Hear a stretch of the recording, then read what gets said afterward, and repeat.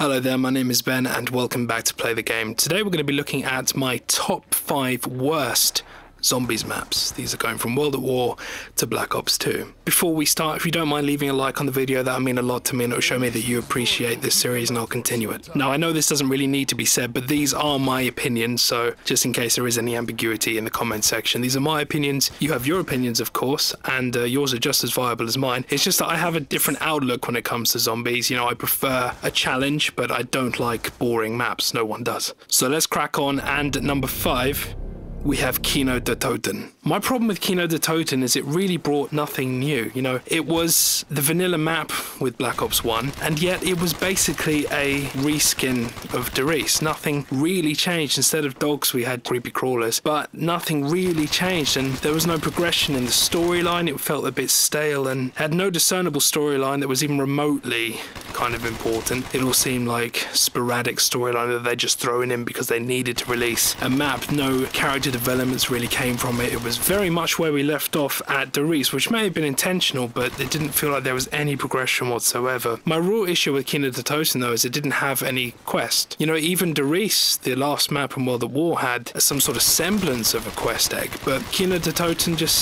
they just couldn't be bothered, I don't think, to put it in. It just seemed like not much effort was installed into Kino Der Toten, which was a shame. And unfortunately, like all the other maps in Black Ops 1, there was no unique weapons other than Wunder weapons, which was a shame. It does have some redeeming features though, the first being that on the Wii version you can hear them talking about the Great Leap Forward and a hint to Die Rise, which is quite interesting. And it's actually not that bad for location-based play, like you can camp in certain areas, and that's quite fun if you have a team of slightly more veteran players. You can really have some fun doing that, but as a map on the whole, it's very boring and became stale almost immediately. So let's look at my number 4 choice. For this I've chosen Die Rise. Now this introduced jumping jacks, which were just the most appalling and annoying version of creepy crawlers that you can imagine, and I just hated the idea of the creepy crawlers to begin with, so to actually have them jumping and doing weird things, I wasn't too impressed with that at all. The really annoying thing for me about Die Rise was the fact that we were covering it on release, and at release there were enough game-breaking glitches to fill a toaster. I mean, depending on what type of toaster you have, it could be like a 2 or 4 slice toaster. There were like 2 or 4 game-breaking glitches upon release, and that's a shame because there really doesn't need to be. With the amount of QA that it goes through, they should be able to find these things before release. So the Sliquifire is on my list of negatives because although it was really powerful before the nerf, it was just really too annoying to be taken seriously. I didn't really feel like it was a valuable asset or a Wunder weapon at all. It just didn't feel like that at all to me. The only good thing about it was I was able to kill Charlie by the edge millions and millions of times. That was one of the best parts of it, and I kind of take my hat off to it in that respect. But other than that, it wasn't the best Wunder weapon by a long shot. And of course we have Who's Who, which is basically the biggest joke in perk history. It's just a shit version of Afterlife, which was immediately abandoned anyway, so they clearly knew exactly how bad it was, and especially with the addition of Buried in the Tombstone PPU, which made survival even more difficult. It really didn't feel like enough effort was made to change the zombie AI to take verticality into account. I don't really feel that showed, which was a shame. Again, we have no character development, which seems to be a running feature of the maps that I don't like, because I do like the story. But there are some redeeming features again. The Easter egg quest wasn't that bad. The high maintenance Easter egg quest, that is, wasn't that boring, and the result wasn't too bad. The perk lift system was actually quite innovative, and I like the fact that it wasn't always there as a backup. It was quite annoying, but at the same time it proposed some sort of challenge at least. And the lower areas of Die Rise really did bring back that idea of a kind of a rucked based map. It was very kind of entrapped and close, and I really liked the bottom areas, but as a map on the whole, it has to go on this top 5 list because it really does not tick enough boxes to go anywhere near the top. Now let's move on to number 3, and this may ruffle some feathers. My number 3 choice is Call of the Dead. It's actually a really nice idea, but I feel like it was executed appallingly. George single-handedly made the map both annoying and really boring. So to have one kind of AI feature that kills the map, you'd think they would just take it out, or have at least an option in the menu to play it without George. That would have been really interesting, and I'd have loved to have seen that and played that, but that's not what happened. Both Easter egg quests were really dull, and I didn't feel like the reward matched the effort you had to go through to attain it. The one thing that really bugged me about Call of the Dead was you have to consider that the characters are all movie stars. C-list movie stars, but still movie stars, and for that reason you'd assume that they'd know a little bit about how to connect with the audience. But apparently not.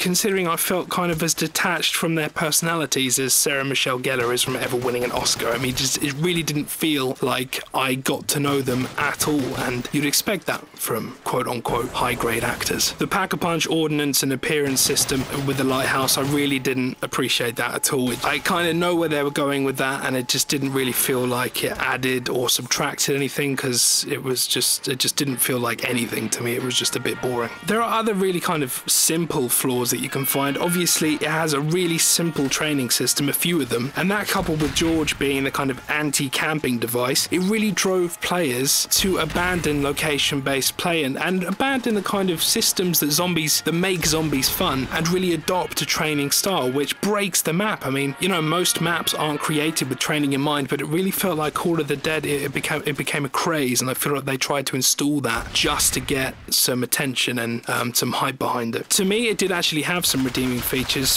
One of the main ones is the VR11, which was one of the most, and probably is the most unique Wunderweapon available. It was both a really destructive device if you knew how to use it correctly, and it gave a co-op player an insta-kill ability that could essentially go on endlessly if you knew what you were doing. So yes, it was an incredible Wunderweapon, but I feel like it really got used mainly to keep George at bay, and that's a shame. There are other couple things that I liked, which were Deadshot. I thought Deadshot was a really cool thing. I actually liked where Deadshot was as well, because I always went to it, which brings me on to the zip line, which was really fun that first time, and after that it wasn't that great. The last thing I really liked about Call of the Dead was the fact that Juggernog was so far away from the spawn, because as a veteran player I like playing without Juggernog, and I like my teammates to suffer, and so, you know, that kind of quest to get Juggernog, it was nice. That was a really interesting part and a dynamic, because it was so far away you had to kind of play the map with that in mind, and so that's why Call of the Dead is my number 3. Number 2, Shi No Numa. It kind of pains me to say this because I spent a long time playing Shi No Numa when it first came out, and even recently I still play it, but it is a kind of fundamentally uninteresting map. There's nothing about it that screams, let's play Shi No Numa. It's just a bit boring, and trying to find a public lobby where there isn't some wanker using that training loop is virtually impossible. And also, as the first map to actually implement a training system, it was the first time I ever saw it. It was a very long time ago now thinking about it, but it was the first time I ever saw it, and, you know, to this day people are still using that fucking method. Jesus. Aesthetically, it's actually kind of dull and shows no real innovation other than the random, well, not so much random, but perk placements. It also introduced more story elements that literally meant nothing, and more of those than actual story-based elements that would have been really nice. It kind of took you off on these tangents that people are probably still following today, and trust me, don't. There's a lot of those in zombies, don't bother, because trust me, they've been forgotten about years ago. Yeah, unfortunately, there is a lot of that in Shi No Numa, and it feels like that really outweighed the core story. One of the really irritating things that I might be one of the only people to know is the fact that the developers don't really know where it's set. The people I've talked to have all said different things about where Shi No Numa is set, which is kind of worrying considering these people are being trusted to create future games. Very worrying. There were, however, some redeeming features as always. The birth of the Wunderwaffe, which of course was a kind of fan favourite Wunderweapon at the time, and made training and made kind of that element of crowd control very apparent. The introduction of new enemies, i.e. dogs in that sense, and of course we've had many different variations as we've gone on, but dogs, that's where it started. It also introduced the riser or grave spawn mechanic, which a lot of people have kind of conflicting opinions about, but I don't mind it. I mean, it's okay. I know it detracts from the kind of line of fire, but I don't really mind that at all. And the other thing which is quite interesting about Shi No Numa is that it introduced playable characters. The actual characters that we now know, and some of you still love, they were introduced in Shi No Numa. So they are the redeeming features, but all in all, it was a very boring map. At my number 1, and I really hope it is yours too, Transit.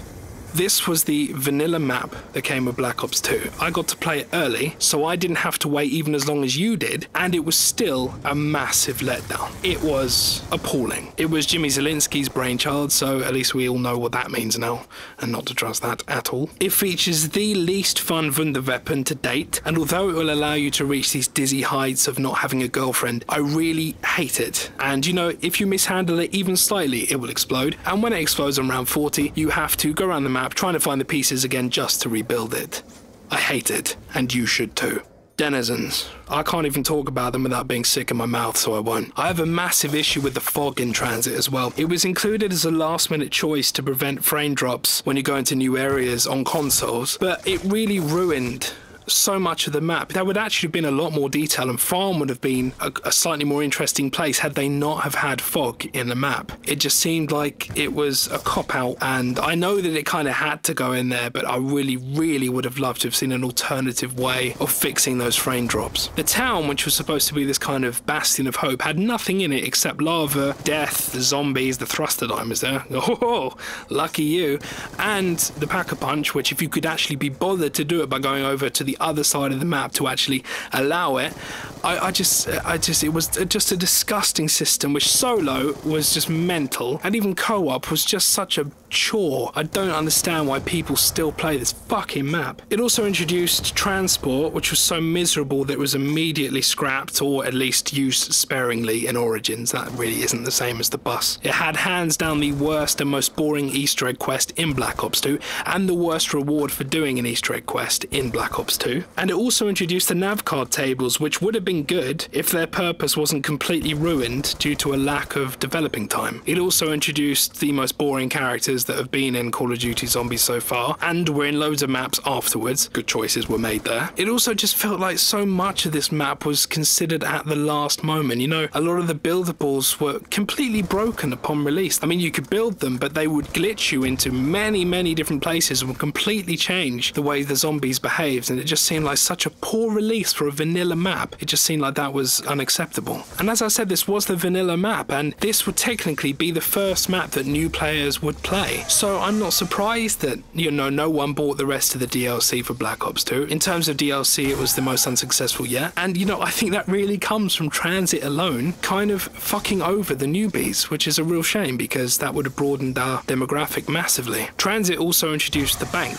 which sounded really good, but it made kind of all other maps really easy to play. And if you're playing with someone with a fully loaded bank, within 2 minutes, they've got absolutely everything they could ever want. And is that really what Zombies is about? That really doesn't feel like that's what Zombies is about to me. Obviously it, or the Avogadro being a special enemy, it was just very annoying and offered you no reward anyway for killing it. So, and it wasn't even that difficult to kill at all. So I don't really understand where they were going with the Avogadro, but it didn't seem to work. And also the introduction of Tombstone, which although it's not as bad as Who's Who, it's still pretty rubbish, to be honest. There were some redeeming features, and I say some kind of sparingly. The Kino Der Toten throwback, that kind of Easter eggy area for Kino Der Toten, which now I look back on it, it just seemed like they were kind of lacking an area and just thought, fuck it, let's just put Knack there. But at the time I thought that that was quite cool, and I still think it's not too bad. The Galvanuckles Sophie's Choice thing, you could either get up to get the Galvanuckles, or, you know, there was a choice, and I quite like that idea. It was different, and, you know, for better for worse, and I'm really erring on the side of worse,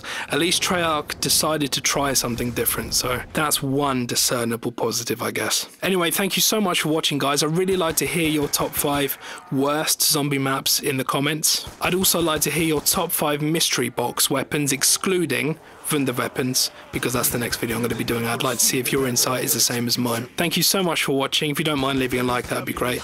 And take care. Bye.